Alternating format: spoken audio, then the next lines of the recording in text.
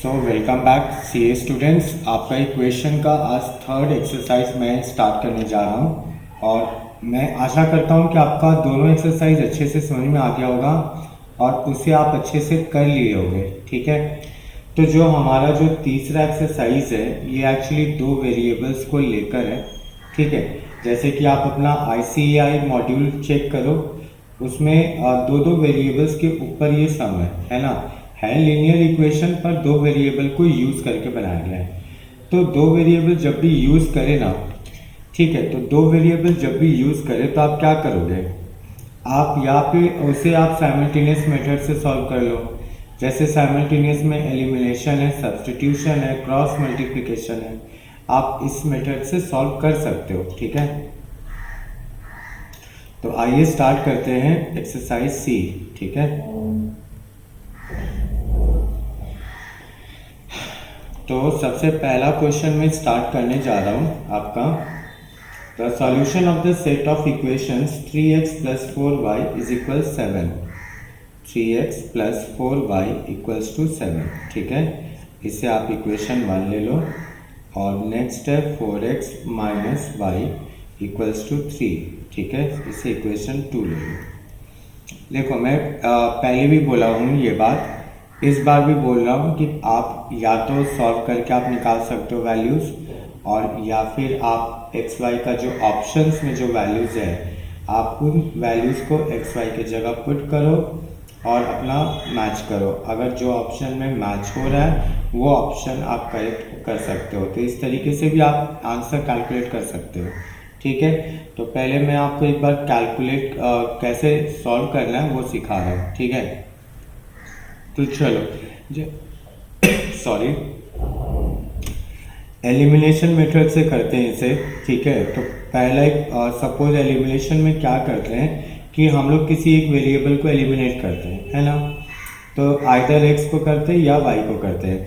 तो जैसे मान लो कि इक्वेशन 1 में 4y है और इक्वेशन 2 में ओनली y है ना। तो हमें y का कोफिशिएंट को सेम करना होगा। उसको सेम करने के लिए हमें क्या करना होगा, इस इक्वेशन को इनटू करना होगा 4 से। ठीक है, तो पहला इक्वेशन तो यही रहेगा। ठीक है, और दूसरा इक्वेशन 4 से इनटू हो जाएगा। ठीक है, अब इसे ऐड कर दो, मतलब एडिंग बोथ इक्वेशन, तो क्या होगा, +4y - 4y कैंसिल, यहाँ 19x हो जाएगा और ये 19 हो जाएगा। तो x का वैल्यू 1।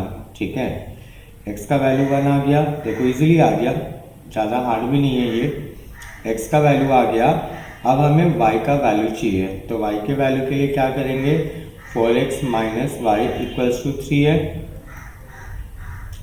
तो 4 × 1 - y = 3। ठीक है, तो y का वैल्यू हो जाएगा 4 - 3 मतलब 1। ठीक है ना, तो x का और y का वैल्यू इस तरीके से हम लोग निकाल सकते हैं, मतलब आंसर है अपना 1 1। ठीक है, तो जैसे कि ऑप्शन बी है। ठीक, अब देखो आप डायरेक्ट अगर आपको करना हो तो अब आप कैसे करोगे, डायरेक्ट कैसे सॉल्व करोगे। तो जैसे हमें ये पता चल गया ना कि ऑप्शन बी है, तो आप जैसे पुट करो, जैसे मान लो आपको तो आंसर पता नहीं, तो आप पहला ऑप्शन को ट्राई करो। ठीक है, जैसे पहला ऑप्शन है 1 - 1। ठीक है, आप गिवन इक्वेशन में एक्स वाई की जगह पुट करो। जैसे देखो पहला वैल्यू x को रिप्रेजेंट करता है, जो आपका ये आंसर है उसमें ये पहला वैल्यू x को रिप्रेजेंट करता है, दूसरा वैल्यू y को करता है। ठीक है, तो आप x की जगह 1 ले लो और y की जगह -1 ले लो। ठीक है, तो ये कितना आ रहा है, 3 - 4 - 1 आ रहा है, जो कि नॉट इक्वल्स टू 7 है। तो ये ऑप्शन हमारा नहीं सेटिस्फाई होगा। ठीक है, नेक्स्ट ऑप्शन है जैसे 1, 1, तो ये करते हैं 3 × 1 + 4 × 1, तो ये 7 आ रहा है, 7 = 7 आ रहा है, ये सेटिस्फाई कर रहा है ना। अगर हम दूसरा चेक करें तो उसमें भी जैसे दूसरा इक्वेशन था 4x - y 3 है ना, तो ये हो जाएगा 4 × 1 - 1, तो ये भी 3 हो गया, ये भी सेटिस्फाई कर रहा है। ठीक है, दोनों सेटिस्फाई कर रहे हैं। तो अपना ये आंसर हो जाएगा। क्लियर है? तो आप इस तरीके से ऑप्शन से भी जा सकते हो और उसे सॉल्व कर सकते हो। ठीक है, चलो नेक्स्ट हम समझते हैं क्वेश्चन 2। क्वेश्चन 2 है x/2 plus y/3 equals to 2। ठीक है, तो एलसीएम लो पहले। 2 और 3 का एलसीएम 6 हुआ, तो ये हो गया 3x प्लस 2y और यहाँ पे 2, तो ये हो गया 3x plus 2y equals to 12। ठीक है, ये इक्वेशन 1 हो गया। ठीक है, फिर again x plus 2y equals to 8, तो ये इक्वेशन 2 हुआ। क्लियर है? अब एक चीज़ देखो, सपोज हमें y हटाना है, एलिमिनेट करना है, तो y का देखो दोनों इक्वेशन में कोफिशिएंट सेम है ना, दोनों जगह y 2 है। क्लियर है? तो ऐसे केसेस में आपको इंटू करने का दरकार नहीं है, आप डायरेक्ट दोनों इक्वेशन को सब्ट्रैक्ट कर दो। जैसे पहला इक्वेशन आप पहले लिखोगे और इसके नीचे आप दूसरा इक्वेशन लिखोगे। ठीक है, और फिर माइनस कर दो, मतलब नीचे वालों का साइन चेंज कर दो। ठीक है, इसे कहते हैं कि आप सब्ट्रैक्ट कर दो। तो plus 2y minus 2y cancel हो जाएगा, plus 3x minus x 2x हुआ, और यहाँ पे 12 माइनस 8 4 हुआ। ठीक है, तो यहाँ पे बचा x का वैल्यू 2। क्लियर है? x का वैल्यू 2 बचा। अब x का वैल्यू निकल गया, तो आप किसी भी इक्वेशन में आप x का वैल्यू पुट करके आप y कैलकुलेट कर सकते हो। क्लियर है ना?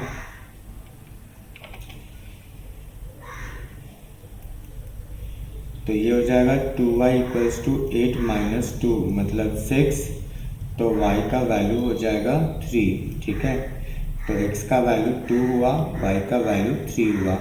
आप इसे ऑप्शन से भी पुट करके निकाल सकते हो। ठीक है, दोनों मेथड में बताया, आपको जैसे सुविधा लगे, आपको जैसे इजी लगे, आप वैसे सॉल्व कर सकते हो। ठीक है, चलो नेक्स्ट सम क्वेश्चन 3।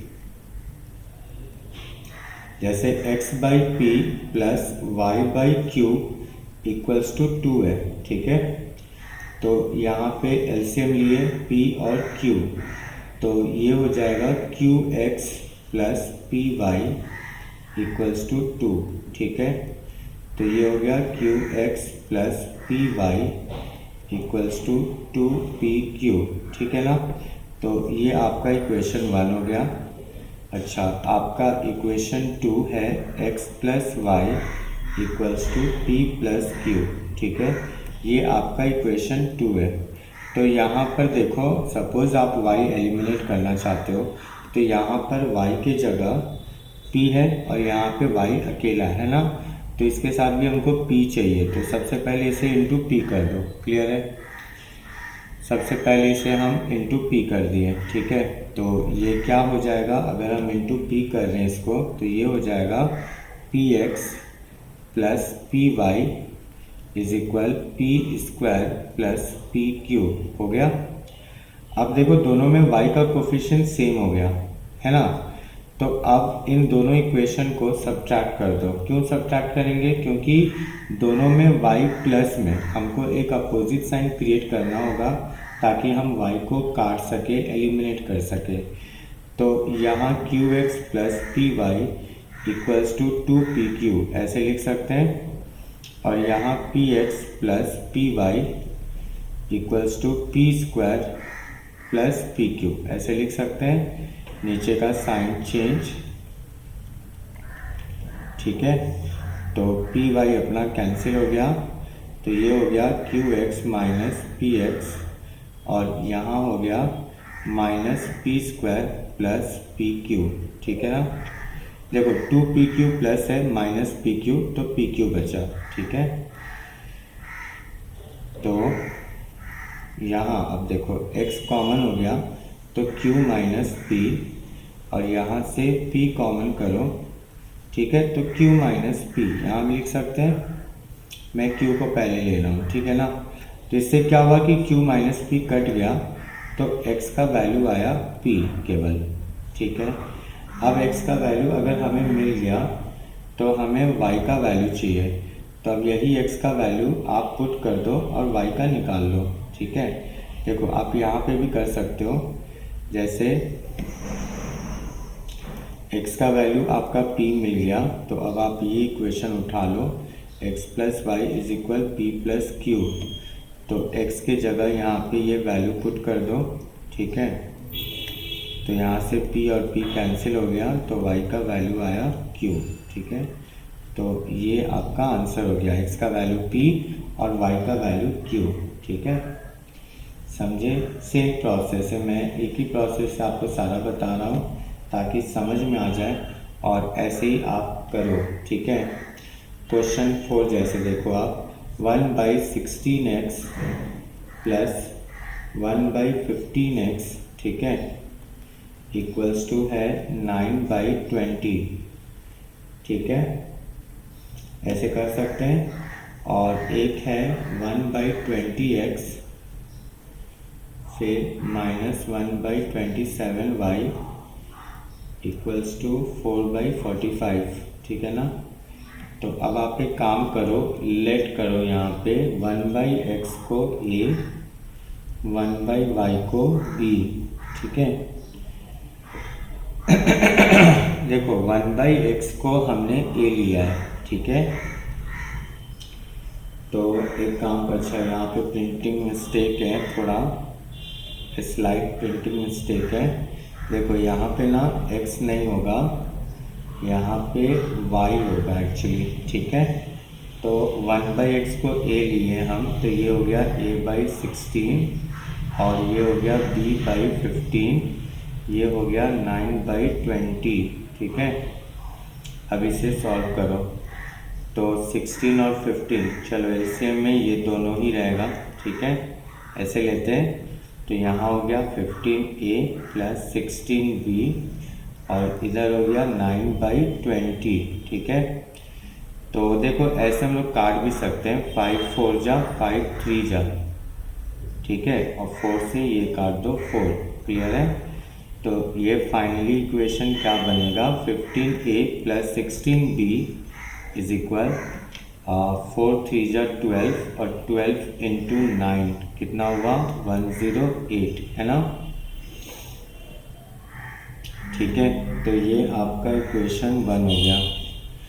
अब ऐसे ही अब आप सेकेंड इक्वेशन को ट्रांसफॉर्म करो, जैसे ये हो जाएगा a/20 minus b/27 is equal 4/45। तो इससे अब आप एलसीएम लो, 20 इंटू 27, तो यहाँ हो गया 27a माइनस 20b और इधर हो गया 4/45, ठीक है। तो 5 9 जा 45, 5 4 जा, फिर 9 से ये कटा 3, ठीक है। तो ये आपका हो जाएगा 27a minus 20b is equal 4 3 जा 12, 12 4 जा 48, ये आपका इक्वेशन 2 हो जाएगा, क्लियर है। अब हम लोग क्या कर सकते हैं, देखो b को सेम कर लो, सबसे बेहतर है, ठीक है। तो b को सेम करने के लिए हम लोग क्या ऐसे कर सकते हैं कि पहला इक्वेशन को इंटू 5 कर दें और दूसरे इक्वेशन को इंटू 4 कर दें, ठीक है ना।